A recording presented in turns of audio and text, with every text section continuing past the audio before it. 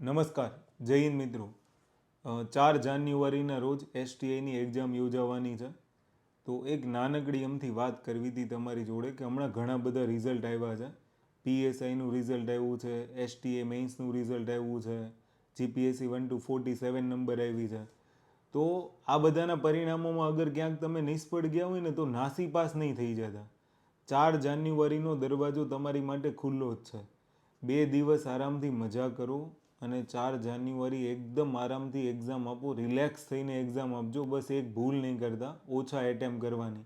કારણ કે ડીવાયએસઓમાં ઘણાએ એટેમ્પ કર્યા હતા ને એટલે એ તો મેરિટ અટકું છે.